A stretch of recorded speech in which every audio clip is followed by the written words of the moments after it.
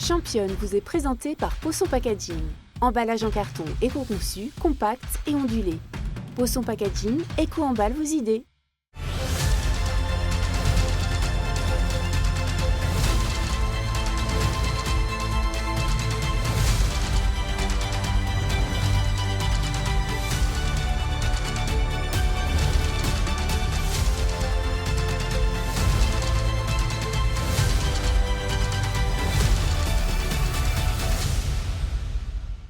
Bonjour à tous, bienvenue dans Championne, votre émission 100% sport féminin. Alors vous ne l'attendiez peut-être pas dans cette émission, et pourtant le sport compte beaucoup dans sa vie et elle va nous le dire. Véronique Rivron, merci d'être avec nous sur ce plateau.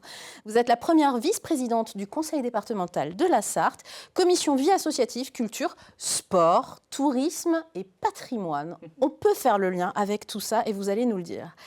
Vous êtes née en 1948 à Presles-en-Brie, en Seine-et-Marne, dans une ferme, une fratrie de 7 enfants, tous sportifs. Le sport, c'était finalement un mode de vie pour vous déjà à l'époque?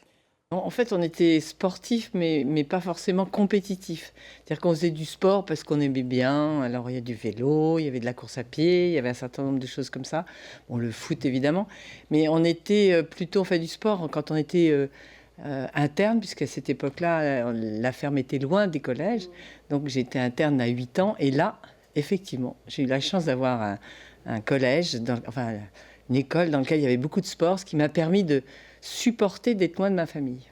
Du sport que vous pratiquiez dès le collège, quand même à assez haut niveau. Hein. Il ne faut pas être trop modeste non plus. Vous dites que vous n'êtes pas compétitrice, mais vous avez appris la compétition dès l'époque où vous êtes chez les sœurs, finalement, puisque oui. C'est un collège de sœurs catholiques. De Nazareth, oui, qui était assez dynamique et qui organisait beaucoup d'activités, à la fois culturelles et sportives. Effectivement, on avait un enseignant qui nous a emmenés faire des compétitions de volley, des compétitions de triathlon, c'est-à-dire du saut en hauteur, de la course à pied et puis du lancer de poids.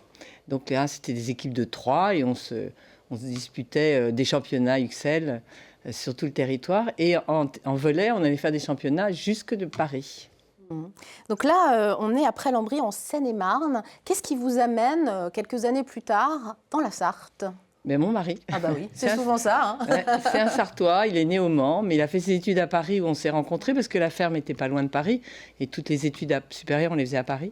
Je l'ai rencontré et puis il est revenu sur sa terre natale parce que dans ma ferme, il n'y avait pas vraiment de clientèle pour une pédiatrie. Oui, c'est ça. Et alors là, vous vous mettez au tennis? Oui, alors j'épouse une famille de tennisman. Oui, de sportifs. C'est-à-dire que quoi qu'il fasse, il faisait les galops au cheval, les étoiles au ski. Je veux dire, au tennis, on se classait. Donc mon mari était classé. Et donc je me suis dit, moi je jouais au tennis comme ça.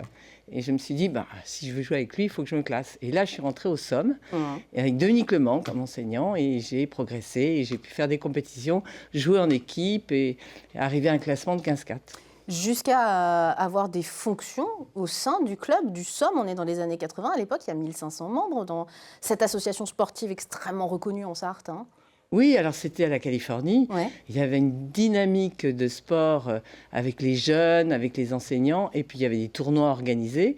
Et puis, comme moi, j'arrivais, que je venais d'un métier où j'étais un peu gestionnaire. Donc, je me suis proposée. Et puis, j'ai passé l'examen de juge-arbitre pour pouvoir organiser des compétitions. Juge-arbitre, donc en tennis. En tennis. Est-ce qu'on le sait, ça, que Véronique Rivron est juge-arbitre, est capable d'arbitrer un match? Évidemment, j'imagine que vous suivez avec assiduité le tennis à la télévision et Roland-Garros, j'imagine, entre autres. Évidemment. Et puis les joueuses féminines de préférence, parce que j'adore le sport féminin, le tennis, c'est très agréable à regarder. En parallèle, il y a aussi une passion pour le golf. Grâce à votre fils, finalement, parce qu'en 86, vous devenez vice-présidente du golf des 24 heures. Vous développez le golf féminin, je l'ignorais totalement, mais vous faites partie de cette équipe qui s'est dit « Allez, on y va !» entre filles et on développe cette activité. Alors d'abord, pourquoi grâce à votre fils? Expliquez-moi. Il a eu un petit souci de santé qui fait qu'il avait un problème de hanche. Il n'avait plus le droit de faire de sport de démarrage. Pas de tennis, pas de hand, pas de basket. Et oui, donc, tout ce qui demande des appuis extrêmement forts. Et donc, il était très triste et on avait le droit de faire 3 sports, dont le golf. Et l'autre, c'était la natation. Alors, la compétition de natation, j'étais un peu âgée. Et puis, la troisième, c'est le vélo. Et en riant, j'avais Jeannie Longo, donc je ne pouvais pas gagner. Ouais, c'est pas faux. Jeannie est irremplaçable, indéboulonnable, comme on dit. Et ça se passe en 2012, donc. Ça a été quoi, cette aventure féminine au golf des 24 heures? Expliquez-moi. Alors, après le tennis, j'ai trouvé que le golf était un sport, d'abord, que mon mari ne voulait surtout pas jouer au golf parce qu'il trouvait que c'était un sport qui n'était pas assez dynamique. Mais en fait, quand on fait un parcours et des compétitions et qu'on joue 4 jours de suite, il faut de l'entraînement. Il faut avoir des jambes, il faut avoir, je dirais, une condition physique. Et puis, c'est vrai que quand je suis arrivée dans ce club, il y avait peu de femmes. Et d'ailleurs, on disait, mais vous devriez aller garder vos enfants plutôt que de jouer au golf. Ah oui, ça se disait encore en 2012 dans ces eaux-là. Comme quoi, donc, les choses ont changé quand même. Oui. Et donc, à ce moment-là, on s'est dit, non, nous, on va jouer. Mais c'est vrai que le week-end, c'était compliqué de jouer avec les enfants. Donc, on a pensé à organiser une compétition le jeudi. À ce moment-là, la Ligue était Bretagne-Pays de la Loire. Et c'était une femme de Brest qui avait mis en place cette compétition qu'on a développée sur le territoire des Pays de la Loire. Donc le jeudi, les femmes pouvaient jouer, choisissaient leur horaire pour pouvoir aller chercher les enfants à l'école. Et à la fin de l'année, on faisait une remise des prix. Et ce jour-là, eh bien, les maris allaient chercher les enfants à l'école. Et voilà, et c'est comme ça que ça a commencé. Aujourd'hui, c'est plus un sujet. On voit les images, par exemple, chaque année, dans le cadre d'Octobre Rose contre le cancer du sein, les golfs sartois se mobilisent et les golfeuses sont là, de plus en plus nombreuses. C'est une petite fierté pour vous, quand même, d'avoir développé cette pratique féminine? Alors, on l'a développée, malheureusement, on a un peu un plafond de verre. On est entre 30 et 33% de licenciées féminines et on n'arrive pas à faire adhérer. Parce que c'est vrai que c'est un choix de vie, le golf. C'est quand même du temps. Mais on est dehors et quand on a un appartement, je dirais c'est sa maison de campagne. C'est une cotisation qui est moins chère que d'aller au ski et c'est toute l'année. Et votre jardin est entretenu. Et vous êtes dans un je dirais, environnement qui est aussi écologique, avec vraiment, ils font très attention à la faune et la flore, à la gestion de l'eau. À la gestion On de en l'eau. a fait des reportages. Et donc là, ils ont reçu le golf des 24 heures du Mans, ils ont reçu une distinction justement environnementale. Vous arrivez au département de la Sarthe, à l'époque de Roland Duluard. Vous avez cette envie de participer au développement du sport en Sarthe ou de le maintenir? Parce que le sport, ça a toujours été quelque chose de vivant en Sarthe. Alors, au début, non, parce qu'au début, je venais du social et il y avait la loi 2002 sur le handicap. Et Roland Duluard m'avait demandé de travailler. Et puis surtout, c'était ma motivation. C'est-à-dire que je voulais qu'on puisse permettre un projet de vie pour les enfants. Et d'ailleurs, Jason David a été un des jeunes dont je me suis occupée et on s'aperçoit que le sport, pour tout le monde, c'est extraordinaire. Jason David, un athlète porteur de trisomie 21 et qui est médaillé, multimédaillé. Et inscrit sur les listes ministérielles. Ouais. Et donc, c'est vrai qu'au début, je me suis occupée. Puis, Jean-Marie Jevaux a dû, parce qu'il avait des compétences, ancien président du département, m'a demandé de m'occuper du sport, vu justement mon passé sportif. Il s'est dit, tiens, c'est une bonne idée. Et c'est comme ça que je me suis occupée. Donc vous êtes tombée un petit peu là-dedans, comme ça. Voilà, parce que Jean-Marie Jevaux m'a proposé de m'en occuper, ce que j'ai fait avec grand plaisir, parce que c'est un monde de bénévoles, c'est un monde de gens d'engagement. Et là encore, les femmes ont besoin d'être portées pour pouvoir prendre des responsabilités.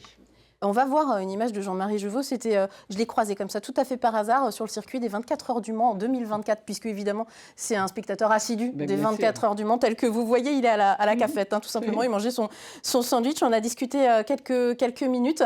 Faire partie de cette équipe-là, c'est une équipe qui a quand même beaucoup développé le sport en Sarthe, je le disais. À partir de là, vraiment, il y a quelque chose qui s'est construit jusqu'à la Sarthe olympique. On voit les images d'un spot publicitaire pour le département de la Sarthe.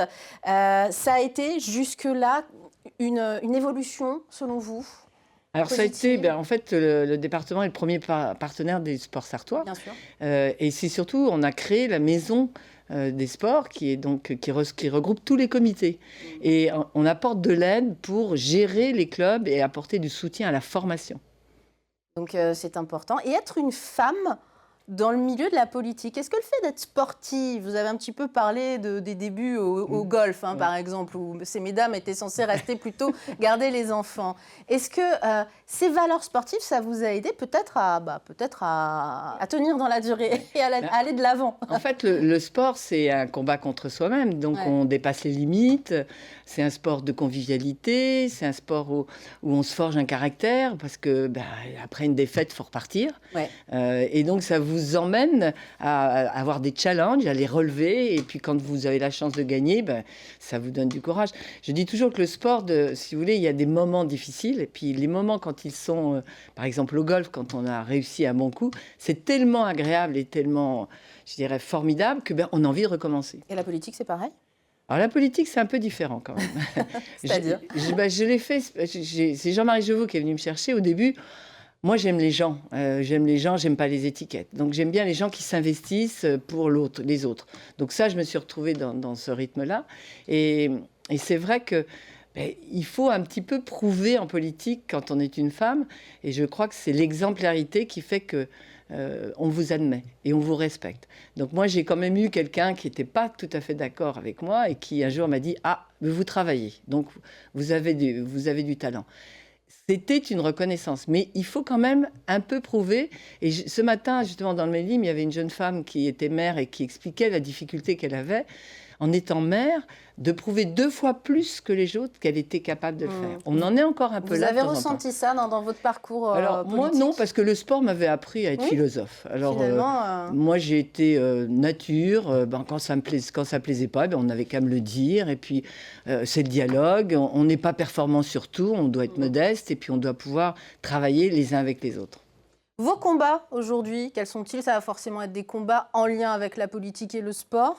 Dans le domaine du sport, c'est quoi concrètement? Alors, mon combat, c'est que, évidemment, là, on a parlé de sport et des compétitions. Mais le sport, c'est le sport santé. C'est vraiment aujourd'hui le combat. C'est d'avoir des jeunes dans nos collégiens. On a des problèmes de surcharge pondérale et autres. Et c'est de soutenir le sport. Moi, je regrette que maintenant, on n'ait plus autant de compétitions qu'on avait avant quand on était au collège. Et maintenant, on touche un peu à tous les sports, puis finalement, on ne s'inscrit pas dans un sport vraiment. Alors certains, oui, parce qu'il y a des enseignants formidables. Et j'ai un enseignant auquel je pense beaucoup qui a développé l'Ultimate et qui a été extraordinaire pour emmener ses élèves. Mais si vous voulez, je pense qu'il faut aussi se penser à soi. Et quand même, depuis la Covid, on a le sport et la course à pied qui prennent un essor énorme, le trail. Et donc, les gens viennent au sport et s'amusent. Parce que c'est aussi ça dans la vie. C'est que le sport, c'est un moment de détente, un moment où on se ressource. Et puis, si en plus on fait des performances, c'est un moment où on a la cerise sur le gâteau. Et comment vous expliquez, vous qui êtes quand même une fine observatrice de ce territoire, l'appétence des Sarthois pour le sport? On a quand même beaucoup de médaillés, mais dans toutes les disciplines possibles et imaginables. Vous parliez d'Ultimate Frisbee, effectivement, on en a parlé sur ce plateau. Enfin, c'est fou, la diversité sur ce territoire. Vous l'expliquez comment? Mais je pense qu'il y a une dynamique avec les comités sportifs. Oui, c'est ça. Parce qu'il faut savoir quand même que les comités sportifs sont assez structurés. Et puis, dans tous les villages, vous avez, dans toutes les communes, des terrains de sport et des maires qui soutiennent leurs activités. Ce soutien au monde sportif est essentiel parce que c'est aussi des bénévoles. Et les bénévoles, le département va les aider à se former, va les aider à avoir des objectifs. Mais ce qui est vraiment essentiel, c'est de reconnaître que c'est le vivre ensemble qui permet aux sportifs de faire vivre aussi nos territoires. Une photo pour terminer cet entretien. La jeune femme que l'on voit en haut à gauche, elle vous ressemble drôlement. Tiens, c'est vous. Oui, vous êtes avec l'équipe de golf, c'est ça? Oui, alors on n'est pas au Mans, on est une équipe de golf. On avait très bien joué ce jour-là. Et il y a toujours des joueuses. Je vois des habits qui sont toujours là, alors qui sont pour certaines maintenant au golf de Sargé. Michel Gélin qui est toujours au golf de Mulsanne. Et on était avec Yannick Seyour qui nous avait emmenés. Et on avait donc... alors, un respect aussi pour se présenter et défendre avec le logo du département, du golf des 24 heures. Et donc, on avait... Elle date de quand, cette photo? De 2005. 2005, Véronique Rivron. Et donc, ça veut dire aussi que c'est un sport individuel, mais un sport d'équipe. Voilà. Voilà. Et ça aussi, c'est important. Parce qu'être en équipe, on ne se bagarre pas pour ça, on se bagarre pour quelqu'un, ou pour un club, ou pour une performance. Au vu du parcours à la fois politique, personnel et sportif, vous qui avez grandi à la ferme avec un papa qui était maire de la commune de Presles-en-Brie, dont on a parlé au début de l'entretien, qu'est-ce que vous lui diriez à la jeune femme que l'on peut voir là, à la jeune fille que vous étiez à Presles-en-Brie quand vous étiez petite? Je vais dire que j'ai eu beaucoup de chance parce que j'ai rencontré des personnes avec qui j'ai pu faire un épanouissement personnel, une rencontre avec des gens qui étaient formidables. Et je veux dire que je suis très heureuse d'avoir eu cette vie. Il faut aller la chercher, c'est ce que je dis aussi, c'est que, et c'est un peu le message que je voudrais dire des jeunes femmes, engagez-vous, vous avez des compétences et il y a tellement de côtés positifs. Et puis, il y a une manière aussi de ne pas se faire agresser. Quand quelqu'un arrive un petit peu furieux, vous lui dites d'abord bonjour, comment allez-vous? En général, il vous répond bien, je lui dis c'est le principal. Et après, on va voir votre problème et on va essayer de trouver une solution. Merci Véronique Rivron d'avoir partagé cette passion à la fois pour ce territoire et puis pour le sport en général. Je l'ignorais avant de préparer cette émission. On en a parlé au téléphone. Je me suis dit que vous étiez une invitée absolument passionnante pour Championne. Merci. Je rappelle, vous êtes vice-présidente du conseil départemental de la Sarthe. La semaine prochaine, on reçoit une nouvelle championne sur le plateau de la MTV. Salut.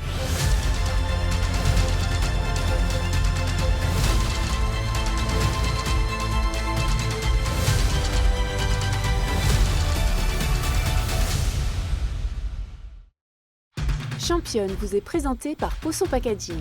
Emballage en carton éco-conçu, compact et ondulé. Poisson Packaging, éco-emballe vos idées.